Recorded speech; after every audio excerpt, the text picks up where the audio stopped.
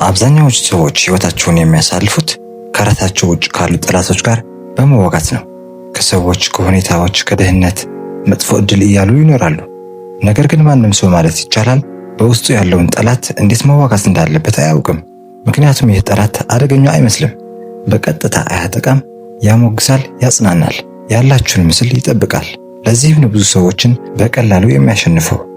ይህ ጠላት ኢጎ ይባላል።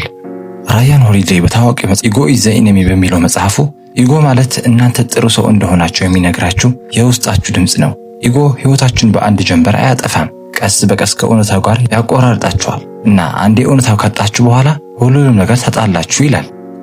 አብዛኛዎቹ ሰዎች ኢጎ በተሳሳተ መንገድ ይረዱታል። በራስ መተማመን ኩራት ብለው ይጠሩታል። ነገር ግን ኢጎ ሌላ ነው። በራስ መተማመን ጸጥ ያለ ነው። ኢጎ ግን ጮክ ብሎ ይሰማል። በራስ መተማመን በእውነታው ላይ የተመሰረተ ነው። ኢጎ በምናባችሁ የምታስቡት ውስጥ ይኖራል። አስፈላጊ የመሆን ፍላጎት ነው። ውጤታማ ያልሆነ መሬት ላይ የሌለ የመታወቅ ፍላጎት ብቻ ነው። ትክክል መሆን ሳይሆን ከሰዎች የበለጥኩ ነኝ የሚል የውስጥ ፍላጎት። ይህ ልዩነት የወደፊት ህይወታችሁ ይወስናል። በጉዟችሁ መጀመሪያ ላይ ኢጎ በተለይ አደገኛ ነው። ምክንያቱም አሁን ህልም አለ፣ ግን ውጤት የለውም። ኢጎ ያንን ክፍተት በቅዠት ይሞላል። ለታላቅነት የተፈጠርኩ ነኝ፣ ትንሽ ስራ ከኔ በታች ነው፣ ሰዎች ችሎታዬን አይገነዘቡም እንድትሉ ያደርጋል። ስለዚህ በመማር ይልቅ ማማረር ትጀምራላችሁ። ክህሎቶችን ከመገንባት ይልቅ መሬት ላይ የሌለ ምስል ትገነባላችሁ። ብዙ ሰዎች ትልቁ ጠላታቸው ውድቀት ነው ብለው ያስባሉ። አንዳንዶችም የገንዘብ እጥረት ነው ብለው ያስባሉ። ሌሎች ደግሞ ማህበረሰቡን ይወቅሳሉ። ነገር ግን በጣም አደገኛው ጠላት የማይታይ ነው፣ በውስጣችሁ ይኖራል። ነገሮች ሲበላሹ ያንተ ጥፋት አይደለም እያለ ይነግራችኋል። ያ ጠላት ኢጎ ነው።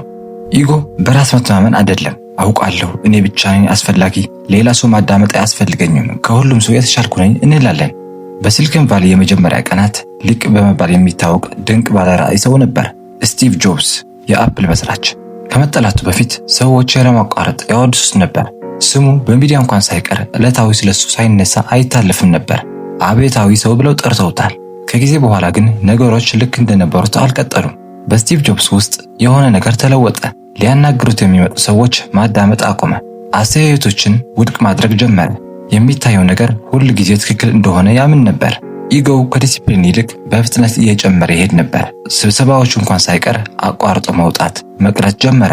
የካምፓኒው ሰራተኞች እንደ ሁል ጊዜ በስነ ስርዓት አያናግራቸውም። ይሄ ነገር በጣም ስለተደጋገመባቸው የቦርድ ሰብሳቢዎች በሚያዩት ነገር ተበሳጩና አንድ ውሳኔ ላይ ደረሱ። ስቲቭ ጆብስ ከገዛ ካምፓኒው አባረሩት። የመምራት ችሎታ ስለሌለው ሳይሆን በኢጎ ምክንያት ለራሱ ያለው ግምት ከልክ ያለፈ ስለነበር በድርጅቱ ላይ ተጽዕኖ እየፈጠረ ስለነበር ነው። ከልክ ያለፈ ኢጎ ካላችሁ ትህትናችሁ ይጠፋል። ራያን ሆሊዴይ ይህንን ታሪክ የስቃይ እውነት ለማሳየት ይጠቀምበታል። ትህትና የሌለው ተሰጥኦ ተጠያቂ ይሆናል። በጉዟችሁ መጀመሪያ ላይ ኢጎ ይዋሻችኋል። በትንሽ ስራዎች ላይ በጣም ጎበዝ ነኝ፣ ሰዎች ሊያዩኝ ይገባል፣ ለምን እስካሁን ታዋቂ አልሆንኩም የሚሉ ነገሮችን ኢጎ ወደ አእምራችን ያመጣል። ከውጤቶች በፊት ሽልማቶችን ይፈልጋል።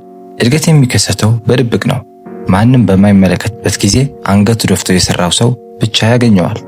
ለረጅም ጊዜ የተሳካላቸው ሰዎች የሚያተኩሩ በመማር ላይ እንጂ በጭብጨባ ላይ አይደለም። ከአሜሪካ ታላላቅ ጄኔራሎች አንዱ ከመሆኑ በፊት ኡልሲስ ኤስ ግራንት በህብረተሰቡ ደረጃ ድሃ ነበር። ከስራ የተባረረ፣ አልኮል በጣም ይጠጣ ነበር።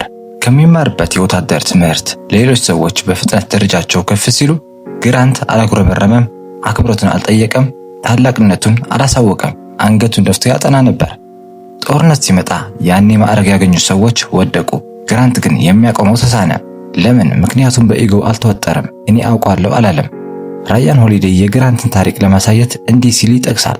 ኢጎ እንዲያስቸግርህ ካልፈቀድክ ዝቅ ማለት ጥቅም ይሆናል ይለናል። ምክንያቱም ኢጎ ትኩረት ይፈልጋል፣ ከሰዎች ጭብጨባ ማረጋገጫ ይፈልጋል። እነዚያ ነገሮች ባዶ ቢሆኑም እንኳን ማለት ነው። ኢጎ ስኬታማ ከመሆን ይልቅ ስኬታማ መስሎ መታየትን ይመርጣል። ለዚህም ነው ብዙ ሰዎች ከሚሰሩት በላይ የሚያወሩት፣ ከሚገነቡት በላይ በሶሻል ሚዲያ የሚያጋሩት፣ ከሚማሩት በላይ የሚከራከሩት። ነገር ግን ዓለም ውጤትን ይሸልማል፣ ጫጫታ አይደለም። ኢጎ ደግሞ በተፈጥሮው ዝምታን ይጠላል። ስኬታቸው የሚመጣው በራስ መተማመናቸው በኢጎ ሲተካ ነው። ምክንያቱም ሰዎች ያወድሳቸዋል፣ በሮች በቀላሉ ይከፈታሉ፣ የሰራችሁት ስህተት ይቅርታ ይደረጋል። ብዙዎች እዚህ ላይ ይወድቃሉ። ምክንያቱም ኢጓቸው ምን ይላቸዋል? ከአሁን በኋላ ብዙ ጥረት ማድረግ አያስፈልጋችሁም። አብዛኛዎቹ ሰዎች አምነው ይቀበሉታል። መዘጋጀት፣ ማዳመጥ፣ መሻሻል ያቆማሉ። ሁሉንም ነገር ያጡ ነገስታት፣ መሪዎች፣ አርቲስቶችና አትሌቶች በታሪክ የተሞላ ነው። ደካማ ስለነበሩ ሳይሆን የማይነኩ እንደሆኑ በማመናቸው ነው። ውድቀት አንዳንድ ሰዎችን ያዋርዳል፣ ነገር ግን ኢጎ ውድቀትን ወደ መርዝ ይለውጠዋል። ኢጎ ራሳችሁ እንድትወቅሱ አይፈልግም፣ ምክንያቱም ኃላፊነት ይጠላል። እውነትን መናገር ሳይሆን የራሳችሁን ምስል እንድትጠብቁ ያደርጋል። ውድቀት ፈተና ነው። ትሁት ለሆነ ሰው አስተማሪ ይሆናል፣ ለራስ ወዳድነት የሚገፉ ጠላት ይሆናል። ራስ ወዳድነት ለሽንፈት ምላሽ የሚሰጠው ነገር ሌሎችን በመውቀስ ሰበቦችን በመፍጠር ምስሉን መጠበቅ ይፈልጋል። ትህትና ምን ችግር ተፈጠረ ብሎ ሲጠይቅ፣ ኢጎ ግን አሁንም እንዴት ጥሩ መስዬ መታየት ይችላለሁ ብሎ ይጠይቃል። ስቲቭ ጆብስ ከስራ ከተባረረ በኋላ አልተደናቀፈም። ከራሱ ጋር በማውራት ከሰራቸው ትላልቅ ስህተቶች እየተማረ ለዓመታት ከቆየ በኋላ ወደ አፕል ተመለሰ። በዚህ ጊዜ የተለየ ሰው ሆኖ መጣ። የስቲቭ ጆብስ ስሪት የተገነባው በተመሳሳይ አቅም ኢጎውን ካጠፋ በኋላ አይፎን፣ አይፓድ ይዞ መጣ። በዓለም ላይ በጣም ዋጋ ያለው ነገር ሰራ። ግንኙነቶችን እያጣ እንኳን ኢጎ ክርክርን ማሸነፍ ይፈልጋል። ሰዎች የተሳሳቱ መሆናቸውን ለማረጋገጥ የመጨረሻውን ቃል እስኪያገኙ ድረስ ኢጎአቸውን ለመከላከል ይፈልጋሉ። ጠንካራ ሰዎች እያንዳንዱን ውጊያ ማሸነፍ አያስፈልጋቸውም። ከኩራት ይልቅ መማር ያስቀድማሉ። ከአጭር ጊዜ ማረጋገጫ ይልቅ የረዥም ጊዜ ዓላማ ይፈልጋሉ። አንዳንድ ጊዜ ዝምታ ጥንካሬ ነው። ራያን ሆሊዴይ ከስቶይክ ፍልስፍና በእጅጉ የመነጨ ነበር። የምትችለውን ነገር ተቆጣጠር፣ የማትችለውን ነገር ልቀቅ፣ ከሁሉም ነገር በፊት ግን ኢጎአችሁን አስወግዱ ይላል። ማርከስ ኦሪሌስ እንዲህ ሲል ጽፈዋል። 10,000 ዓመታት እንደምትኖር አድርገህ አትስራ። ኢጎ ጊዜ እንዳለው ያስባል። ዲሲፕሊን ጊዜ ውስን መሆኑን ያውቃል። ያ ግንዛቤ ትኩረትን ያጎላል። ኢጎአችሁን በአንድ ጊዜ አታጠፉትም፣ ታስተዳድሩታላችሁ። ተማሪ ሆናችሁ አስቡ። መማር እንዳቆማችሁ ኢጎአችሁ አሸንፈዋል ማለት ነው። ስራችሁ በጸጥታ ሰርቶ ውጤቶቻችሁ ለዓለም እንዲያስተዋውቃችሁ ፍቀዱለት። ትችትን ተቀበሉ። ኢፍትሐዊ ትችትም እውነትን ሊይዝ ይችላል። ማንነትን ከውጤቶቻችሁ ለይታችሁ ማየት አለባችሁ። ስኬታችሁ ወይም ውድቀታችሁ አይደላችሁም። ከጭብጨባ ይልቅ ዓላማን ምረጡ፣ ምክንያቱም ጭብጨባ ይጠፋል፣ ዓላማችሁ ግን ይቆያል። ኢጎ ክሬዲትን ይፈልጋል። ዲሲፕሊን ችሎታ ይፈልጋል። ኢጎ ምቾት ይፈልጋል። እድገት ምቾት ማጣትን ይጠይቃል። ኢጎ ካላችሁ የምትፈልጉትን ያላችሁትን ልትሆኑ የምትችሉትን ነገር ያጠፋል። ስለዚህ ራሳችሁን ጠይቁ። ኢጎ የሚቆጣጠረኝ የት ነው?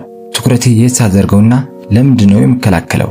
ምክንያቱም በታሪክ ውስጥ በጣም ኃያላን ሰዎች ጮክ ያሉ አልነበሩም። ትኩረታቸውን ተቆጣጥረው ኢጎአቸውን ስለተቆጣጠሩት ኃያላን ሆነዋል። ምክንያቱም ኢጎ ትኩረትን መቋቋም አይችልም። እስከ መጨረሻው ድረስ ስለተከታተላችሁን አመሰግናለሁ። ቻው።